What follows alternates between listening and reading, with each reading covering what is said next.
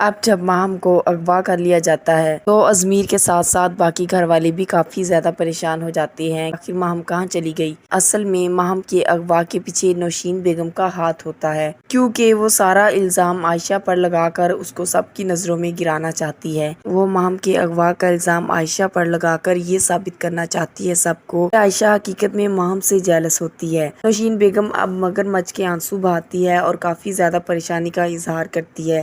وہ کہتی ہے کہ ماہم کی گمشدگی کے پیچھے عائشہ کا ہی ہاتھ ہے اور یہ سب عائشہ کی ہی وجہ سے ہوا ہے، کیونکہ جب ماہم ہاسپٹل جانے لگی تھی تو عائشہ ہی اس کے ساتھ تھی۔ جب نوشین بیگم کو ماہم کی ماں فوزیہ کی کال آتی ہے اور وہ فوزیہ سے کہتی ہے کہ ماہم کی ازمیر سے شادی کروا دو، مجھے ماہم بہت اچھی لگتی ہے، تو فوزیہ نوشین بیگم سے کہتی ہے کہ نوشین، تم اچھی طرح جانتی ہو کہ ازمیر کی زندگی میں عائشہ پہلے سے ہی موجود ہے، تو عائشہ کے ہوتے ہوئے ماہم ازمیر سے کیسے شادی کر سکتی ہے؟ اس کو اب فیصلہ کرنے میں کافی زیادہ مشکل ہو رہی ہے اور وہ تھوڑی ہچکچاہٹ کا شکار ہے۔ اگر عائشہ ازمیر کی زندگی میں نہ ہوتی تو مجھے اور ماہم کو اس رشتے سے کوئی اعتراض نہ ہوتا۔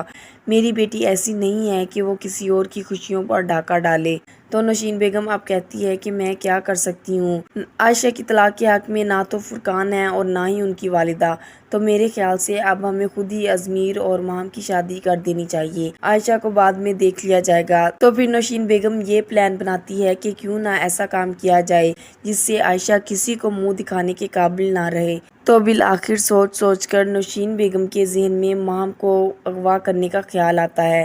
تو دوسری طرف ماہم اب عائشہ کو اچھا سمجھنے لگتی ہے، کیونکہ عائشہ نے ماہم کا بہت خیال رکھا۔ جب سیڑھیوں سے گرنے کی وجہ سے ماہم کو چوٹیں آئی تھیں تو عائشہ اس کی کافی دیکھ بھال کرتی رہی۔ اب تو ماہم عائشہ کے ساتھ اچھے طریقے سے پیش آنے کی کوشش کرتی ہے، تو اسی چیز کا فائدہ اب نوشین بیگم اٹھاتی ہے۔ عائشہ جب کسی کام سے باہر جانے کے لیے تیار کھڑی ہوتی ہے تو ماہم اسے دوستانہ انداز میں پوچھتی ہے کہ تمہیں اگر کہیں جانا ہے تو بتاؤ، میں بھی ہاسپٹل جا رہی ہوں، میں تمہیں ڈراپ کر دوں گی۔ عائشہ پہلے تو منع کر دیتی ہے کہ نہیں، میں چلی جاؤں گی، لیکن پھر ماہم کے اصرار کرنے پر عائشہ مان ہی جاتی ہے اور ماہم کے ساتھ اس کی گاڑی میں چلی جاتی ہے۔ نوشین بیگم اب اسی بات کا فائدہ اٹھاتی ہے اور گنڈوں کو فون کر کے ماہم کو اغوا کرنے کا حکم دیتی ہے۔ نوشین بیگم کے بتانے پر ہی وہ گنڈے ماہم کو راستے میں ہی روک لیتے ہیں اور اسے اغوا کر لیتے ہیں۔ ماہم تو اس چیز سے انجان ہوتی ہے کہ آخر کون لوگ ہیں جنہوں نے مجھے اغوا کر لیا۔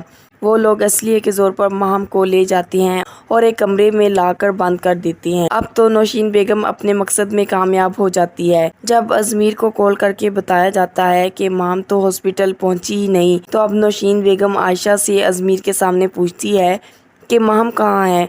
عائشہ تو اس سوال پر یکدم حیران ہو جاتی ہے اور کہتی ہے کہ بھلا مجھے کیا معلوم کہ ماہم کہاں ہے۔ تو ازمیر اب بول اٹھتا ہے اور اپنی ماں سے کہتا ہے کہ عائشہ کو کیا معلوم کہ ماہم کہاں ہے اور وہ کہاں ہو سکتی ہے، اور اب نوشین بیگم نفرت بھرے لہجے میں کہتی ہے کہ عائشہ ہی تو ساتھ گئی تھی ماہم کے ساتھ، اس لیے تو میں اس سے پوچھ رہی ہوں۔ عائشہ تو پریشانی کے عالم میں کہتی ہے کہ مجھے نہیں معلوم ماہم کہاں ہے، مجھے تو ماہم نے اس جگہ ڈراپ کر دیا تھا جہاں میں نے جانا تھا اور مجھے ڈراپ کر کے وہ وہاں سے چلی گئی تھی۔ اس کے بعد مجھے نہیں معلوم کہ وہ کہاں گئی اور اس کے ساتھ کیا ہوا۔ ماہم کے گھر نہ پہنچنے پر سب لوگ بہت زیادہ پریشان ہوتے ہیں۔ تو وہیں پر نوشین بیگم بھی مکرانہ حربے شروع کر دیتی ہے اور کہتی ہے کہ ہائے، ماہم کو کہاں ڈھونڈوں؟ وہ تو میرے پاس امانت کے طور پر رہ رہی تھی، اگر اس کا کہیں بھی سراغ نہ ملا تو میں اس کی ماں فوزیہ کو کیا جواب دوں گی، کیسے اس کا سامنا کر پاؤں گی؟ آخر کہاں چلی گئی ماہم اور اس کو کہاں ڈھونڈا جائے؟ کیا اب عائشہ کو ہی ماہم کی گمشدگی کا ذمہ دار ٹھہرایا جائے گا یا پھر سب کے سامنے سچائی آ ہی جائے گی کہ ماہم کو کس نے اغوا کروایا؟ کمنٹ سیکشن میں اپنے خیالات کا اظہار ضرور کیجیے گا۔